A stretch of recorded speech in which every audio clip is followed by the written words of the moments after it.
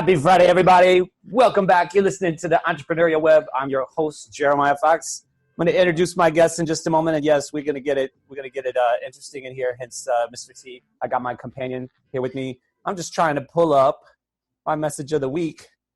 I might have to wing this one, Damon.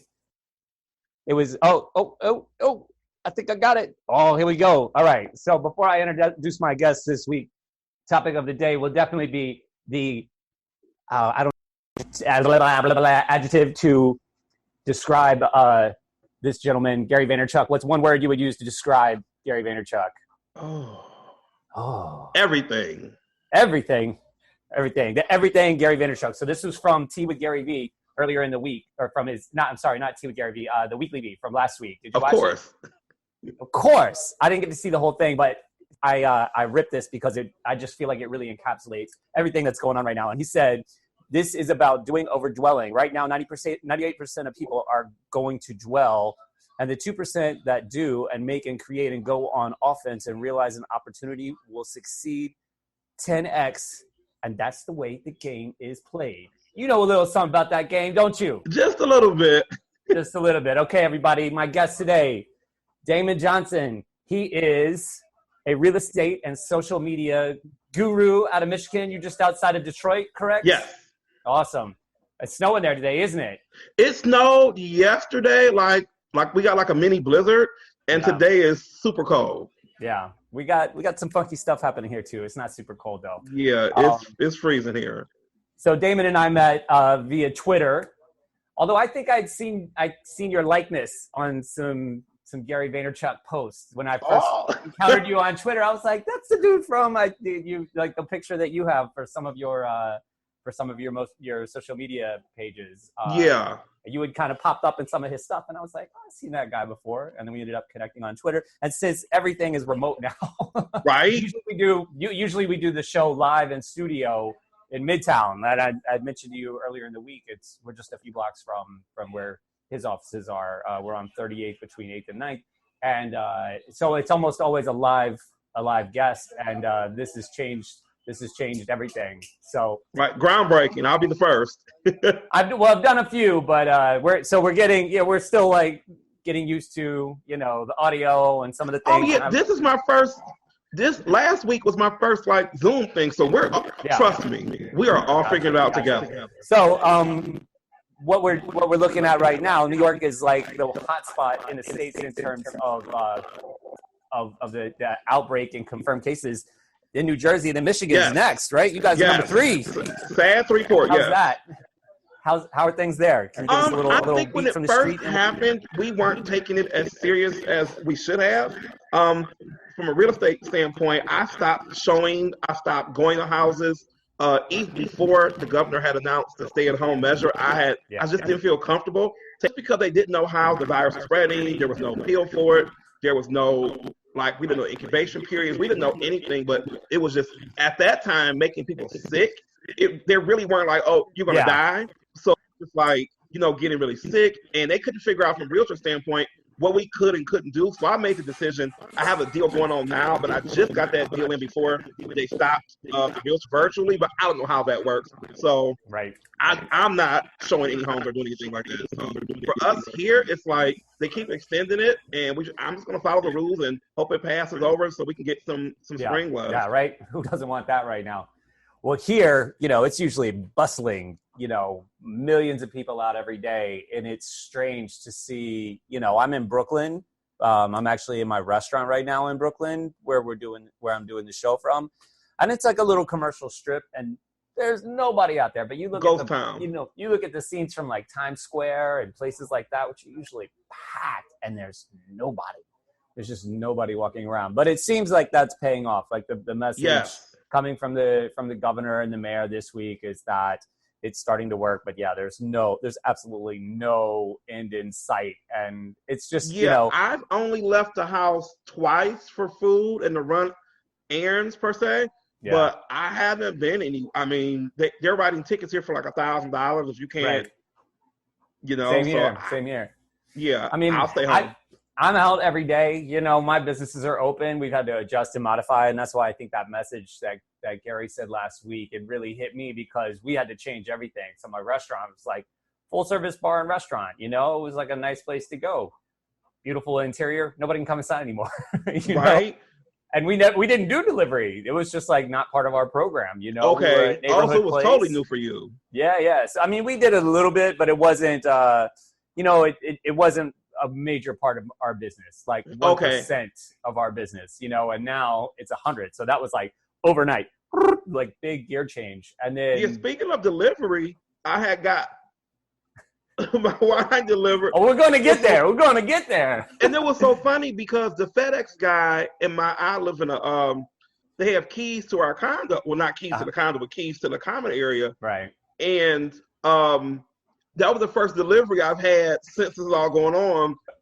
And we usually get the same guy, and he was looking at me, and I looked at him, and I was like, he's like, don't even talk about tipping me, Damon. Just, just here, go. And I was like, so everything has been changed for me because I'm on social all the time, but now I have to make sure that I'm doing all my follow-ups, my emails, my everything now is phone, social, laptop. Like there is no, I'll stop by your house, or I'll go to your office and pick that up, or come meet at my office and we can go over everything.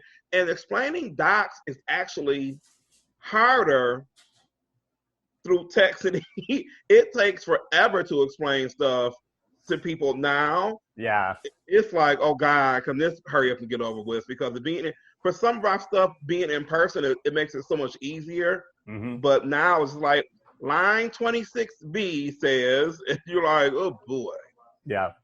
Well, that's, and I want to elaborate on that over the course of the show. I mean, when I was promoting the show, two things I wanted to really discuss with you was rent and mortgage, which is the hot topic of the day, but also communication. And you just hit on two really important things, being staying on top of social media because you can't meet in person. And it's like never been more important for brand building and communication. And then the other is just adjusting gears to be better at whatever form of communication you have. It's funny, like, so for the wine store, we're open daily. People can come into the store there. We're still open, 9-10 hours a day. So I'm there every afternoon. Friday at noon is the only day I'm not there because I'm doing this, but I'm going straight there afterwards. So I'm there all afternoon, and then I'm at the restaurant at night. Now, people can't come in the restaurant, but they can come up front, and like I pop the door open because it's nice. The weather's nice enough here. People roll by and they order, and now you can do cocktails to go in New York State. So everybody's drinking cocktails in like plastic cups sitting out front. Like in New Orleans, like, hey. Yeah, definitely. People are like, can we keep this? It was like the one consolation that the governor gave that was like, oh, I like this. I like this. But we haven't got that here yet. Yeah, you got to put your thumb on it, man. You got to be like, right? Cuomo, you know what Cuomo did. Right. But the wine store is largely, I mean, people are still coming in, but we have taken on so much delivery. Now there we had those wheels in motion already. It was a small fraction of the business, and now it's a dominant part. But it forced us to do so many things. It forced us to finish our website, which we've been working on for 12 years. Finally set up e-commerce. And it was like, sometimes you just have to have your back against the wall. Again, going back to Gary's quote, it's like 2% will just figure it out. They'll make it better. And I train and I teach martial arts as well here at Sun Dojo, which is right down the street. And they're shut down. What's that? I said, look at you, just a Renaissance man. I'm all over it, man. I mean, it's funny because my degrees are in music as well. I was a freelance musician for like 10 years also. So I'm all over the place. But the dojo is closed for now, and it probably will be for a while because that's like a hotbed. We're in close contact and everything. But there's a constant saying in there, and it's don't wish it was easier, wish you were better. And this situation is going to make some of us much better. Because we're just gonna figure it out, and you're going through the same thing. Like the level of communication that you need to have right now to maintain, because you can't physically take them out and show them homes. Can you give everybody a little, like maybe an example or two of some of the stuff you've done to maintain that communication? I always have a newsletter that comes out, but it used to be, I want to say a little more fluff and not so much substance. Yeah. Now it's really substance. Like, hey, do A, B, C, D, E. Make sure that you are doing A, B, C, D, E. Yeah. More of like a hard check-in, Mm-hmm. more updating my emails, updating their contact information, figuring out who's still working, who's not working, who's working from home. Mm-hmm. It forced me to go through my records and to be like, don't call them at 12 o'clock, or don't email them too much, or they have 4 kids at home, or Right. So it got real intimate real quick, right? Yeah, really quick. Like, oh, you have a dog. How's that working out? And yeah. And have you seen your email open rates and the interaction with email with your newsletter go up? Because I have at the wine store, it like doubled in a week. Yeah, it was like, oh, then it was so weird because there's some people I never hear from. Yeah, right. That were like, oh, thank you for sending this. This gave me something to do. Or I'll send them out a little.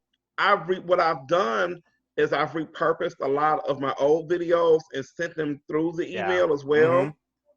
Just so much of not like a preachy email, but like a, hey, do this to your house because it's spring. Now that you're home, check your gut. Now you got time. Check your smoke detector. Change your furnace filter. Yeah. Do this, do that. And it's helped. It really has helped me to revisit some people who haven't bought from me. So now I have to talk to them about things that I can't be like, hey, are you going to buy from me or not?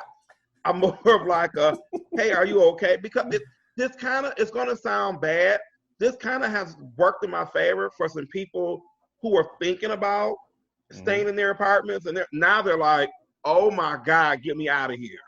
Because people, well, of course, Michigan isn't as crowded as New York, but people will have an apartment here and love it because they're not home.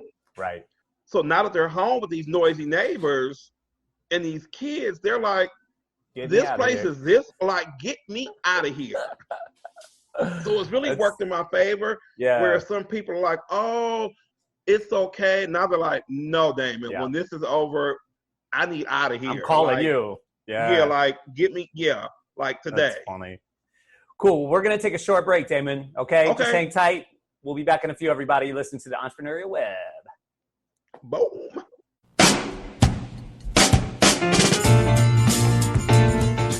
You're listening to the Talking Alternative Network.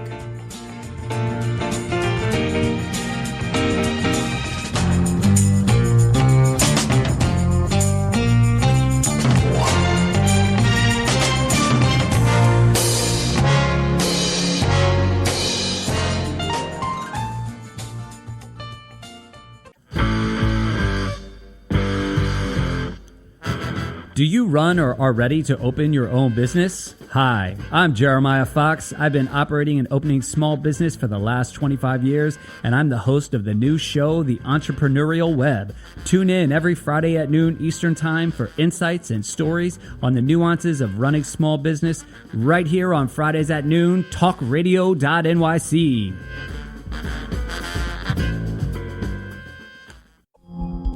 Are you a conscious co-creator? Are you on a quest to raise your vibration and your consciousness? I'm Sam Leibowitz, your conscious consultant, and on my show, The Conscious Consultant Hour, Awakening Humanity, we will touch upon all these topics and more. Listen live at our new time on Thursdays at 12 noon Eastern Time.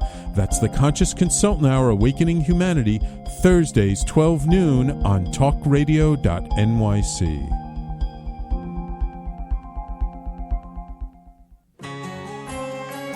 Talking Alternative Radio, 24 hours a day.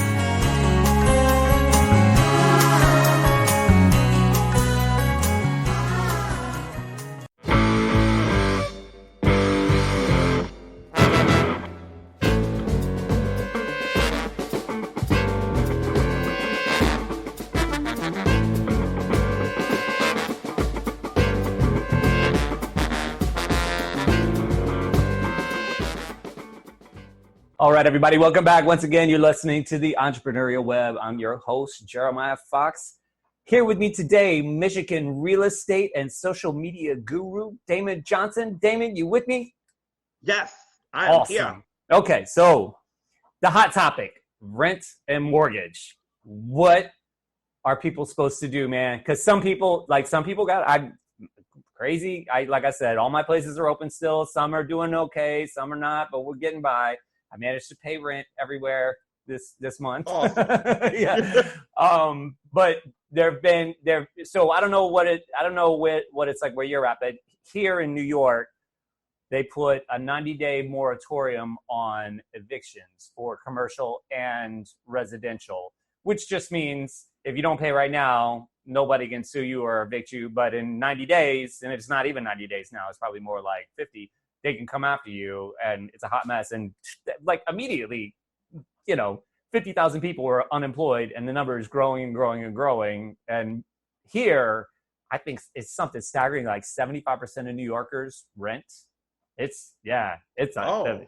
Yeah, it's big time. So, and I know I've heard in the state Senate, there's, some legislature on the table about rent freezes, or, they're being kind of unclear, but they certainly didn't pass it through by like April 5th when everybody had to pay. They're just like, yeah, we're working on that. So, and I get it. I understand. I think what was done though, and this may be nationally, you'll have to chime in, or it could have just been statewide, but there was some kind of freeze on mortgages, but just for homeowners. It doesn't apply if you own a building. You're shaking your head no. Go ahead. You want to give us some information on that? Yeah, for I belong to a few groups. I'm a NAR, for the National Realtors too. So everything goes by the state as far as, commercials, commercial buildings, rental units, and for homes. For Michigan, it first came out that you can't get evicted over the 90 days. Mm-hmm. People took that to mean that, I'm not paying anything for these 90 days. And that came out right before everybody started getting laid off or losing their jobs or things shutting down. Because here, Michigan is weird. We have Ford, Chrysler, and GM, which is headquartered here. Mm-hmm. So they employ a lot of people, a lot of businesses spin off of that. Where when they shut down, they still get a check. It just isn't the full check or any overtime or anything like that. So what happened, we have a lot of mortgage companies that are headquartered. Mortgages are huge here. So, because Quicken is here, United is here, so a lot of Bank of America's headquarters is here, Chase is here. There's a lot. Mortgages and banks are huge here. So I told my clients, past, present, future, pay your mortgage, because even if the bank gives you a forbearance or whatever they want to call it and say that you don't have to pay right now, come the day that expires, they're going to want those 3 months of payment that day. There is no, my job at ABC Suppliers called me back and I get a check in 2 weeks. Can you wait? No. It's going to devastate your credit. Mm-hmm. I tell people, call your lender. I did a show with my broker, and they were, we're tossing things around. Because I used to write mortgages. Call your lender and say, hey, I went from making $2,000 a week to $500 a week. And what's also going on here, I don't know about New York, the unemployment checks haven't come yet. So people were applying and they don't know if are they getting it or not. The $1,200 thing, I don't think anybody's gotten here. Right. I don't know about there, but the $1,200 people haven't gotten. Yeah. The unemployment people haven't gotten. The food stamp relief people haven't gotten. It's like whatever you have on you right now is what you have. That's it. Yeah. So it's kind of like running a business. It's like running a business. So that's why I wasn't in so much of a shock. Yeah. Like, same no, but I was don't buy anything either. Yeah, right. Because EV coming through. Right? Because for rent, I think they'll have a little bit more flexibility because of the courts actually being shut down, and you can't get evicted. But in the same vein, call your landlord and say, "Hey, This is what's happening. Yeah. I have X amount of dollars I can give you," and I would give it to them I told them with a note, due to coronavirus, I can no longer pay the full amount. Upon me returning to work, I will pay X amount of dollars. Because when you sit at home with your head in the sand, pretending that the news, you can't say, "Oh, the news told me I don't have to pay for 90 days. Because my fear is that when this is over, there's nothing written down that says you don't owe this money. Right. You can't just say, "Oh, I had a forbearance," or "Oh, I chose this," and you haven't contacted your creditors, you haven't contacted the banks, you haven't contacted who holds your mortgage, who holds your lease. I did that question on my Instagram. I was like, "Have you contacted your landlord or your mortgage company?" I got like 3 responses. We were like, "Who?" Because who's that? Because really, what is this? This is April. Because people were claiming March, and I was like, "Oh no, they for sure are gonna make you pay March." Yeah, of course. I was like, April, you may get a little leeway as far as a late payment or putting it on the end of your mortgage. Right. But you have to contact them. I don't care if you get a busy signal, email them. Email them, at them on Twitter, get a hold of them, because they know what's going on too. They aren't, they know that people can't pay right now. Right. And I've had some conversations even just with like, the MX with my business card, for, it was just like a panic, like what's going to happen? We didn't know if we were going to continue to operate. We didn't know what sales were going to look like. Now we're wrapping up our 4th week of just delivery only. And so now we have a gauge, and they, just calling them and talking to them, and they Amex, they were like, cool. They were like, no late fees, no penalties, stuff like that. I was kind of shocked. I was like, wow. Yeah, because they know now. See how rumors start about what not to pay and what to pay.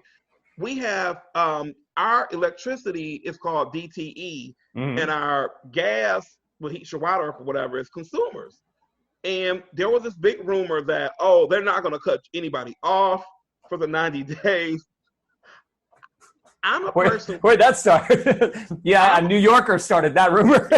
I'm a person, and I was telling my clients, I was like, "Hey, set up a payment plan with them." I have not seen any of that in person, where they are not shutting you off.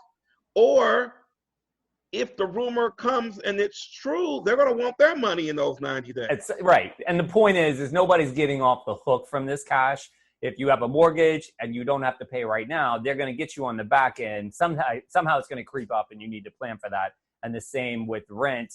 Nobody's going to evict you right now. Right. Come the end of your lease, if you haven't come up with that cash, then you could run into trouble, especially if the courts are back open and this moratorium on evictions is over. You could find yourself liable. And I mean, here, it's a lot of money. It's like thousands of dollars a month. And if you go 3 months without paying, all of a sudden you could have 10, 15, 20 grand hanging over your head, and you're just getting back to work, Right, because I don't think companies are going to be doing bonuses this year and raises, and I just don't want people to be like, "Oh, I owe so much on my mortgage, I'm going to lose my house." Right. Or I'm going to lose my apartment, I'm going to lose my car. I don't want people to just think that the money doesn't have to go somewhere. And I also don't want people, I knew there was going to be a wrinkle with that $1,200. I just was like, you think? Because I think when they were saying you have to make under a certain amount of money, I said, well, that takes out a lot of people anyway, because who's getting that? Right. And then I think people were banking on getting it and spending money, ordering things online. I was like, that money is not a guarantee. Yeah. And when I read the statute, it was worded as such that you have to declare that as income next year. Right. So you're getting taxed on it. You're going to get taxed on that. Yeah. I was like, yep. I didn't qualify, and I'm glad I didn't. Right. I didn't even try. Yeah, because I was like, I don't want I don't want any money that I'm getting taxed double on. Right. It's Yeah. like you're getting taxed when you get it, and then they're taxing you again next for what is this, for 2020 taxes. Yeah. I'm like, I get it, people need it, but I was like, this is like a setup kind of. It's not a relief. It's like a. Yeah. I feel the same way. And you know, they keep putting things up for businesses that have experienced massive loss and like payroll retention and stuff like that. And I'm looking at it, but I'm a little weary. Like I kind of feel like if I can do this on my own, I'd rather do it on my own and not. Yeah, be like I've beholden. looked at some grants and things, and I've applied for a couple of things, but I'm with you. I'm leery. Some people that I know are just applying for everything. Right, exactly. and I want to tell them, do you know how hard it is to pay back even a loan for $1,000? Right. Oh, I'm not taking any loans. I am Yeah, not I was interested like- in any loans. I was like, these loans and these grants and this, everything sounds good. When I went to college, they were like, hey, sign up for this, sign up for that. And we thought it was money. Here you come to student loan bills. I was like, where did that come from? Yep. So I'm always leery of the free money, kind of. I'm even leery of grants sometimes. Yeah. Like, Same here. Same here. am I signing my business away? Who are these people? It was a grant until you got to the last two lines of that document, and then it said, surprise, psych, you owe us all this money. So I'm telling everybody, pay what you can pay, get something in writing, get something that you've communicated out to your mortgage company and to your landlord and to your credit cards, your insurance companies, whoever you were paying every month, get something out to them that says, hey, I only have money for food. This is all I have. Yep. So at least you have something in writing. Were you in real estate in 2007 and 8 during that crash? No, I was a school teacher at the time. I knew you were a school teacher. I didn't know when you transitioned into real estate. But what's so funny, the crash kind of was the reason I got involved in real estate. My first home, I was part of the sign here committee. Yeah. Where you just sign, and I didn't really know what my credit score was. I had and I'm not blaming anybody. Well, you know how things went. You applied for something, you got it, and you kept They going. were giving houses away then, man. Yeah. I mean, not really, but that's what got them into the trouble. I got the home, and I thought I could afford it. I could not. And I did a short sale, and they treated me like dirt. To say I can't say they treated me like you can curse on the show. You could say bad words. It's okay. So going through that process, it was like, and at the same time, I had just got the house. I got the house, and then like that summer when it all started here, short sale on house. New governor laid all the teachers off who had their masters. Yeah. So I had to move back in with my mom, become a substitute teacher at that point. And I was like, this is crazy. So all the money that I used to get the house was gone. Yeah. And so I was like, I'm going to become a real estate agent when this is over, and I'm not going to do what was done to me. It was right.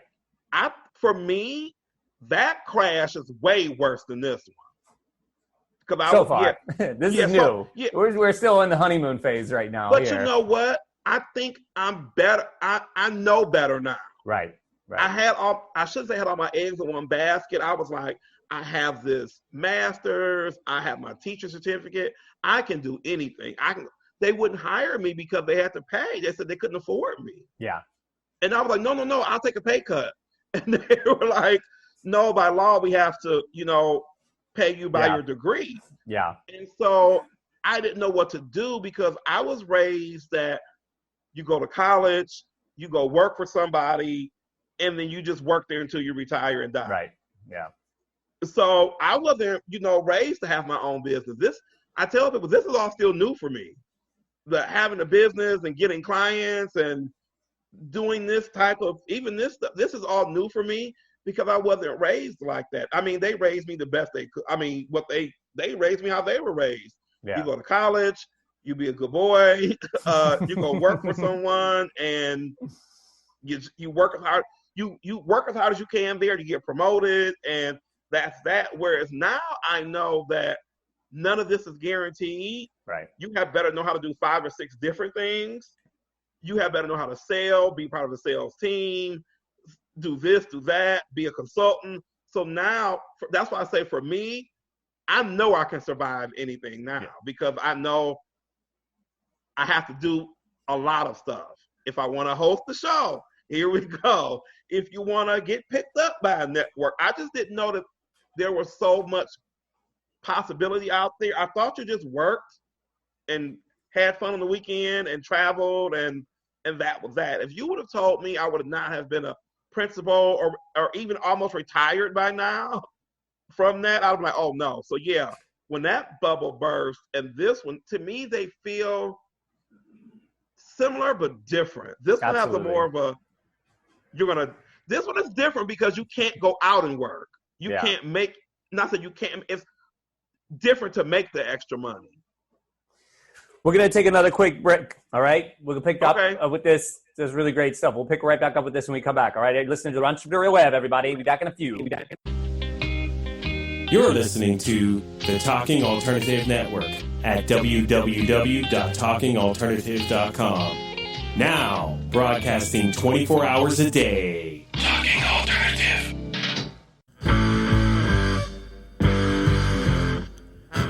Do you run or are ready to open your own business? Hi, I'm Jeremiah Fox. I've been operating and opening small business for the last 25 years, and I'm the host of the new show, The Entrepreneurial Web. Tune in every Friday at noon Eastern Time for insights and stories on the nuances of running small business right here on Fridays at noon, talkradio.nyc.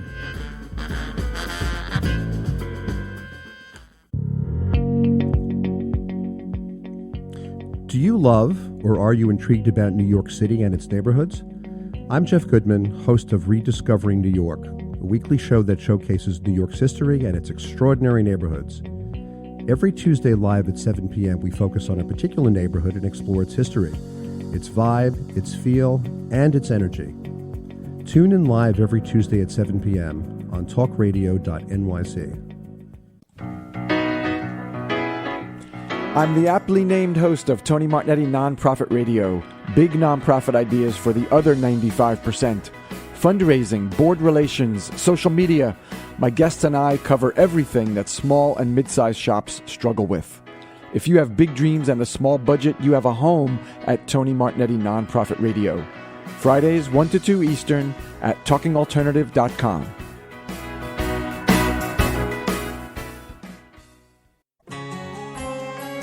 Talking Alternative Radio, 24 hours a day.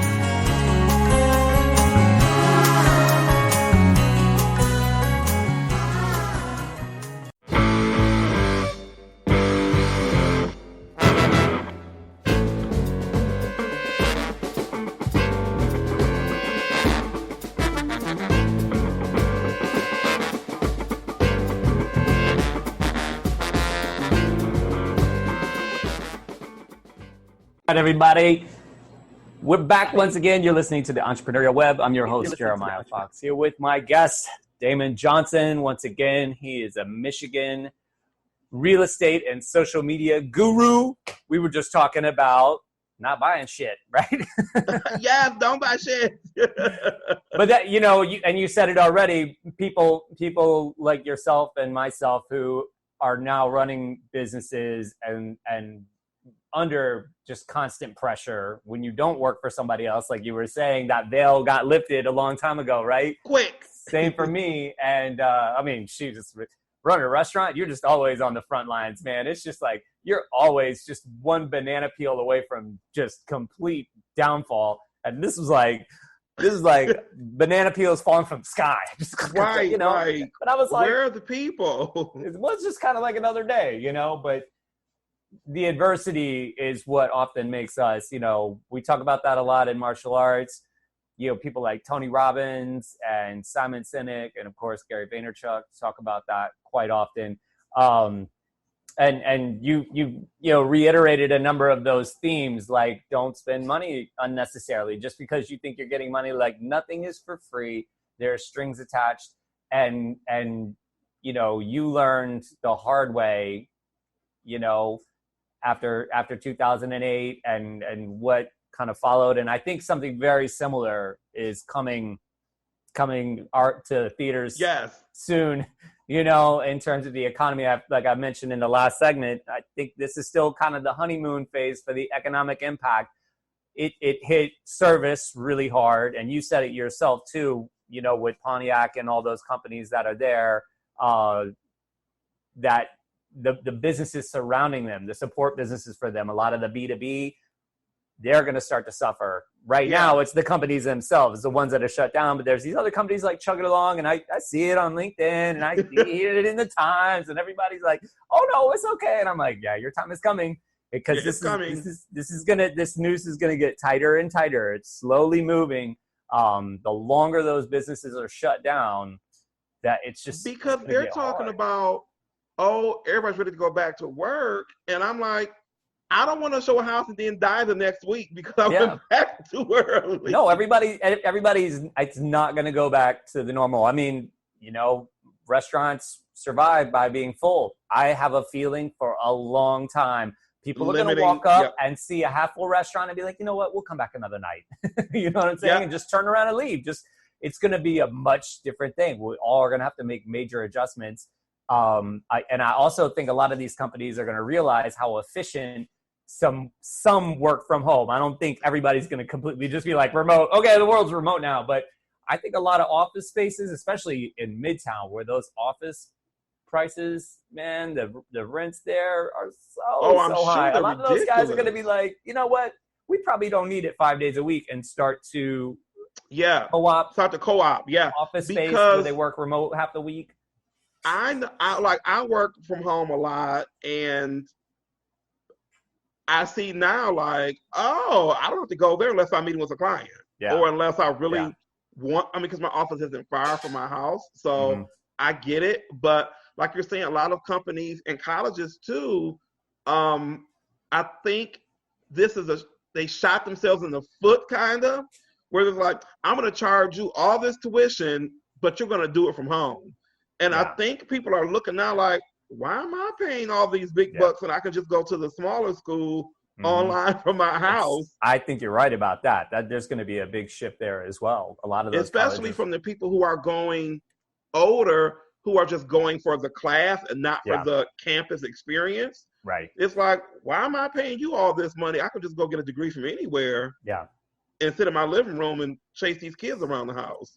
And I think what's going to happen is that a lot of people that were not being super awesome in the last 10 years, they're going to get it. It's unfortunate that some good people are going to get it too. But if you were kind of a shitty person and or a shitty company, like colleges were already on the chopping block, the blade was like right there. It's everybody's like, oh yeah, let's just cut that. Let's just just cut that, because there wasn't. I think the colleges thought it was going to be an uproar that they were closed, and people were like, whatever. Because the degree now, I'm a little older than everybody. The degree now is obsolete to me, kind of. Yeah. Because tell me about it, bro. I got a master's in music almost 20 years ago. It's like these kids now don't even mention the mall. So they definitely are thinking about college. They're like, what's that? Like, so, and yet, like you said, when people are going to be obsolete, a lot of realtors and business people here miss this. Again, people still aren't on social like they should. Like, I'm like, how are you? Talk about that a little bit. That's one of the other things. I mean, you've been an inspiration for me. I see the work that you're doing, and people like yourself, and it gets me pumped up, because I wasn't, 9 months ago, I wasn't on social at all. I didn't even do it for my businesses because we're so brick and mortar and like community entrenched. I was like, oh, what do I need that for? And I'll get to we'll get to the Gary Vee stuff soon, but prior to that, I just want to hear your take on social and how you've utilized it and how it can be utilized by people, especially now.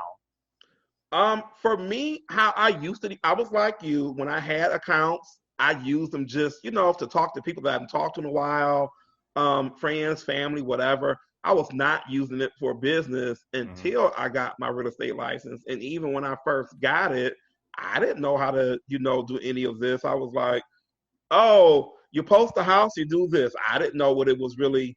Yeah. I didn't know that this was a whole nother culture, that this was the whole thing. Until I started, actually getting business from it. And I was like, oh, this is really a science behind this. And I tell people, I'm still figuring it out. It changes all the time. Look at us here now. I would have never been doing this a year ago. Like, I'm doing a Zoom, what's a Zoom chat? Right. So I tell people, think that you have to be perfect at it. You don't. It helps to have, the fancier stuff and the lighting and whatever. It helps. I said, but get it out there, because I don't think that I'm when people give me compliments, I look and I'm like, my stuff sucks to me. Not sucks, but it's like, but I see how I've grown from when I look at my old stuff, like, oh my God, this was awful. Absolutely. But I tell people, you use it as such a medium because you don't have to advertise on TV anymore. Mm-hmm. When I did a Facebook Live the other day, it was like the numbers, and was like, oh my God. Because Gary said, he who's closest to the client wins. And even for brick and mortar, you have the page, you take the picture of the food. You say, hey, I'm having this special on Friday. What are you guys thinking about for lunch? People like to put their 2 cents in. Yeah. They like to be involved. They like to see what you have. They want to see what your life is like. They want to see how this crisis is affecting you. So I try to give it to people straight, no chase. Mm-hmm. Like, look, yes, I'm missing money. No, I don't want to die because I'm missing money. So social gives me that outlet to get that message out there, to get that I'm still doing soft business. I can tell you what to do for your home. I can tell you how to fix it. I can tell you what the market is doing right now. I can tell you how to price it. It lets you reach people that you wouldn't ordinarily reach. It lets you tell your own story, not for your company to tell it. It lets you direct the narrative. It lets you stand apart from everybody else, because everybody has an account, but not everybody knows how to work their account. It's some realtors here who do way more business than what I do. And I look at their accounts sometimes and I go, ooh, this is awful. But I just look and I'm like, oh my God, this is terrible. Like, because they don't add, and I didn't used to either. I didn't know what adding value was. Right. Same here. I thought adding value was just not ripping anybody off. Right. I didn't know adding value was, hey, pick up your dog poop outside before you show the house. So I look at adding value as giving people common sense answers. Like, yes, do this. No, don't do that. Yeah. So social for my business has been everything. I do miss pressing the flesh, but I haven't missed a beat.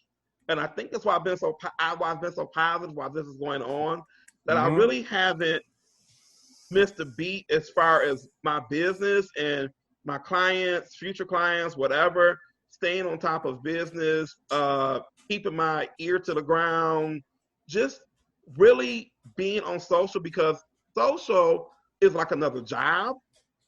If you're doing it right, like my phone company, I always tell people this story. They emailed me like, hey, did somebody hack your account? It says that you're on 11 plus hours a day. And I was like, no, that's really me. And I go, working it, baby, working it. Yeah. I said, if you're on really working it and watching and working and interacting with people, you'll look up and it's 10 o'clock. and you're like, oh my God. So or 1 a.m. That happens to me often. Social, like I put something was on Twitter that I posted. I looked in the analytics. When I looked up, there's like 80,000 people have looked at that. Right. And so I don't know 80,000 people here that I've done business with, but they've seen that, and the income limit with social is limitless. Right. If you do it right, the reach is outrageous. It changes platform to platform, but social is, I get it. Like, people are like, I don't like it. And I was like, when you can't go into work today, you had better be on Facebook saying, hey, buy this remote for $19.99. Let me tell you what it does, because you can't go into brick and mortar right now and buy things. So just like, and I don't mean to pigeonhole it, I don't mean to name names. Neiman Marcus, to me, is a huge store here. Everybody in Michigan loves Neiman Marcus. They have not told their story in years. Like, my generation knows Neiman Marcus is like a thing, and Saks and whatever, but the younger kids don't have the buy-in to spend $1,000 at Neiman's and be like, oh, I got the bag and I went shopping and we had lunch, because they haven't told their story. Nobody has any buy-in with them, because they're seen as just a store. They're not seen as part of the community. They're not seen as even part of anybody's daily life. Like a Target is seen as part of your daily life. Right. Whereas Neiman's is not. Right. And even through this, they haven't been on, these companies, these large companies have not been on social saying, hey, we exist. Yeah, I hear that criticism a lot, especially from people like Gary Vee. We're going to take another break, but when we come back, get your glass ready. We're going to get it popping. We're going to tell some Gary Vee stories. I'm going to open it up with, you did a little wine review the other day. I'm going to give you my version of an old Gary wine review when we come back. All right, everybody, you're listening to the Entrepreneurial Web. Talking Alternative Radio, 24 hours a day.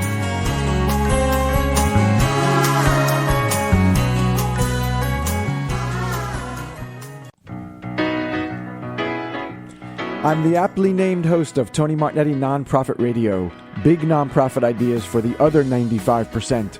Fundraising, board relations, social media. My guests and I cover everything that small and mid-sized shops struggle with. If you have big dreams and a small budget, you have a home at Tony Martignetti Nonprofit Radio. Fridays 1 to 2 Eastern at talkingalternative.com.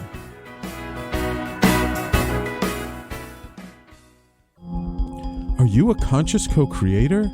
Are you on a quest to raise your vibration and your consciousness?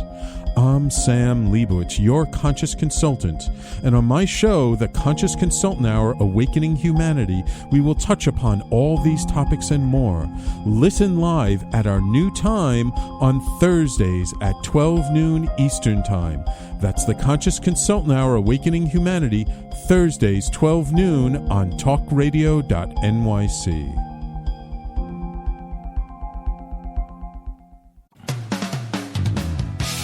talkingalternative.com.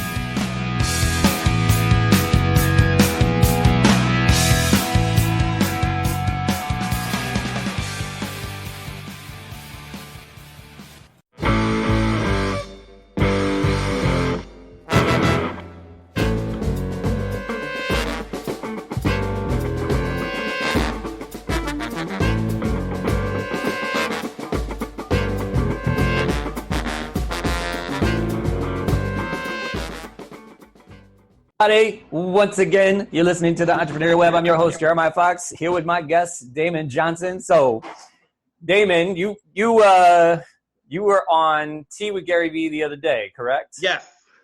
And you also have did a seminar or something with him previously, right? You actually met him. I've actually never met him. I've been in close proximity for many, many years, but I'll tell you how I got introduced to him, and then you can tell me. In like 2007, I was working at this restaurant in the city great wine list. They had some crazy wines that we wanted to get our hands on. They wouldn't sell us a bottle. We couldn't taste it, but I had like the top wine sales and I wanted to crush it. That was just always me. I always wanted to like be the best. And there were these bottles that I couldn't get my hands on. And this guy comes in one day and he's like, I know you've been looking for these wines and you can't find them, but there's this guy in New Jersey. He's on YouTube and he does these wine reviews. And one of the wines that you've been looking for is on there. So I was like, okay, what's YouTube? How do I find this? Because I was like technologically inept, man. Like I was a freelance musician working, you know, in restaurants part-time to make ends meet. And I watched the dude. I come home one night. I got a bottle of wine. I turn it on. Gary just breaks in. And my wife is like, oh, my God, who is that obnoxious person? I was like, this is the best ever. And he was so unorthodox. And so I watched him for maybe like 6 months. And then not long after that, we opened our retail store, like in the wake of the real estate bubble popping. Restaurants took a hit then, so we went with where the money was, which was retail. And I always wanted to sell wine in a very unique way, and I had previously, but once I encountered him, I was like, I have my wings now.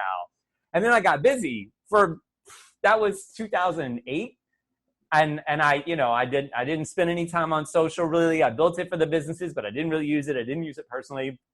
And then maybe like a year ago, a friend of mine sent me a Simon Sinek YouTube video, which was a TED Talk that he did that was really great. And I was like, oh, wow. And I watched it. And I'm not spending much time on YouTube or social media or anything, but I watched it. It was really powerful. And I'm like, great. And in the feed just below was Gary Vaynerchuk. And I was like, oh, what's my boy up to? And I clicked it and I was like, what happened? Like he's not selling wine anymore. I had no idea what had transpired. And I was like, and then I went down the rabbit hole and I was like, oh my God. And literally the reason, and I'm sure it's probably the same for you, that we're sitting here is because in that first video, he was like, if you were trying to make it, if you got businesses, you're trying to get the word out there, social, da-da-da-da. And he was like, start a podcast, cut the podcast up, do all that. And I was like, okay, how do you start a podcast? And literally, I think like a few weeks later, I was invited to be an interviewee on another show on this network on Talking Alternative Broadcasting that just is a real estate guy also here who does like a virtual walking tour of neighborhoods through radio. And they were doing my neighborhood, Windsor Terrace in Brooklyn one week. And he got my information. It's like he wanted a local business owner, a guy that's like, you know, got his ear to the rail. So I came on and next thing I know, they were like, do you want to host your own show? And I was like, man, I just heard that's a really good idea. And like literally it was like being put in a slingshot and just like right. And that was in September. And I just hit it. I just attacked everything. Started posting to 12, 15 accounts a day, video editing. I didn't know anything. I did music, so I knew all that. So I understood the audio, but the video is all brand new. And now I'm like ripping videos. I'm a video editor all of a sudden. There's all this crazy stuff. I love it. So I saw you also, when you were on there, you had the empathy wines that you got, but then on your Facebook or somewhere you actually did like a little review of the rosé, right? So I'm gonna give you have you ever watched Gary's old show, The Wine Library? You see some of this stuff? Yeah. Okay. First thing, you need a bigger glass, my friend. You got to get a big one. This isn't even that big. I'm gonna send you some glasses. I know exactly what you need. Gary used to use these Riedel Grand Burgundy glasses that went like that, looked like a fishbowl. I used to have a couple of them. I don't know where they're at now. They're easy to get. You can fit more than a bottle of wine in one glass. So when the doc's like, only one glass a day, get that big one. And get that big one. So that will help your.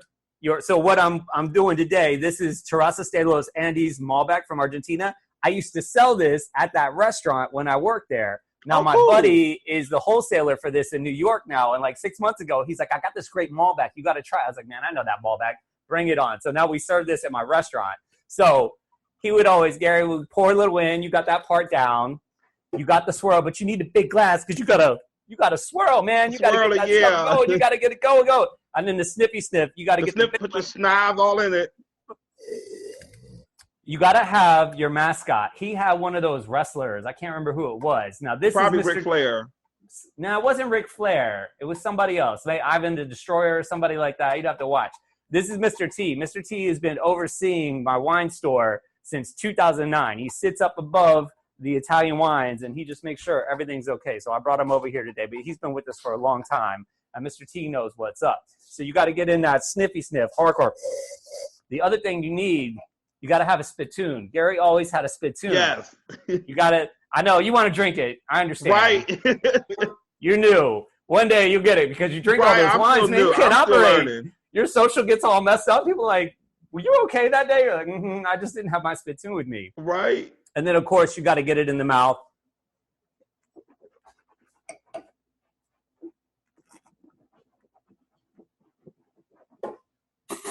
And you got to make a sound when you spit it, man. Gary used to have, it sounded like a bullet. Bing! He had the great spittoon.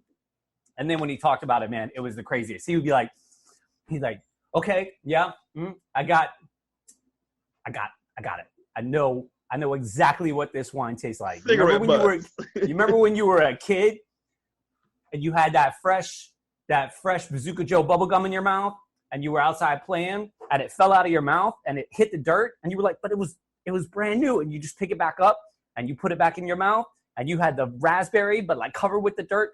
That's exactly what this wine tastes like. That's what Gary was saying, man.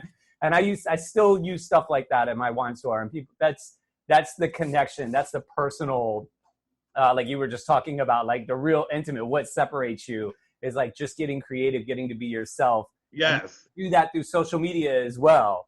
So he was a big inspiration for me that way. And then just over the last like 9 months or so, I've been keeping up with what's going on with him, and it's helped tremendously currently. And I think you could probably say the same. Real quick, we just have a couple minutes left. How did he fall on your radar? My assistant turned me on to him. And we watched at our old job, and I was like, oh my God, who is this? I love him.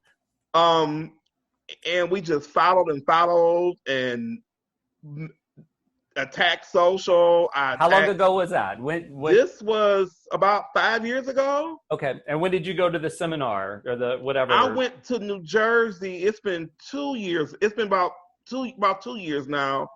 So when he came to Detroit, when him and his brother came to Detroit, I knew they were going to be here because they was going to the Jets were playing the Lions. So when I went over to his section, he was super nice. He was like, "Hey, cool. DJ, I know you've been following me, and I see your stuff." And I was just like, "Oh my awesome. God!" Yeah. We took the picture, and he was like, "They're doing a wine seminar, and I think it was going to be October." So when I flew in, I got to really, really spend time with him. I'm in daily V504.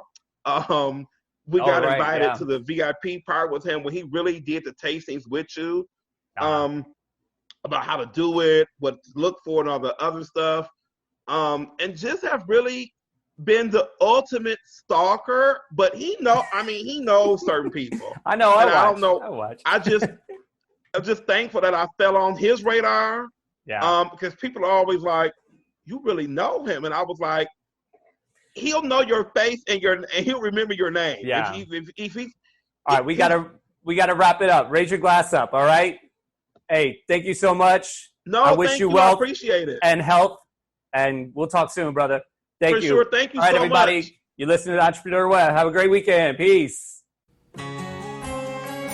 Talking Alternative Radio, 24 hours a day.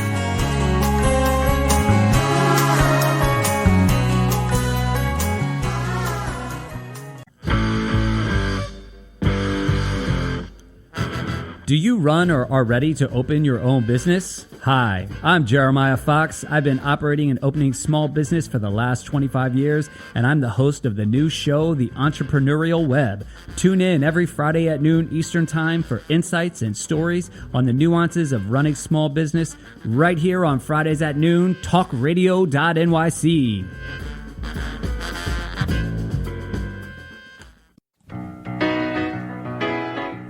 I'm the aptly named host of Tony Martignetti Nonprofit Radio. Big nonprofit ideas for the other 95%. Fundraising, board relations, social media. My guests and I cover everything that small and mid-sized shops struggle with. If you have big dreams and a small budget, you have a home at Tony Martignetti Nonprofit Radio. Fridays 1 to 2 Eastern at talkingalternative.com.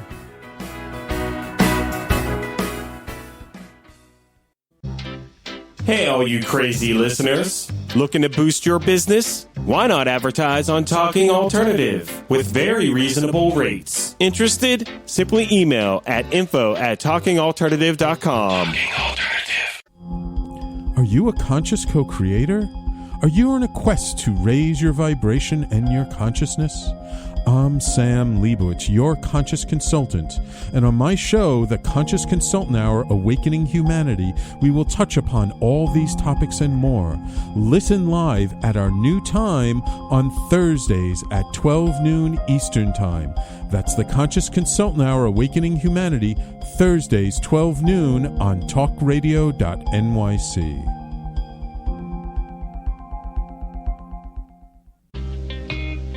You're listening to the Talking Alternative Network at www.talkingalternative.com. Now, broadcasting 24 hours a day. Talking Alternative. Do you love or are you intrigued about New York City and its neighborhoods? I'm Jeff Goodman, host of Rediscovering New York, a weekly show that showcases New York's history and its extraordinary neighborhoods.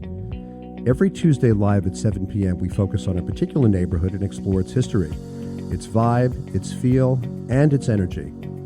Tune in live every Tuesday at 7 p.m. on talkradio.nyc.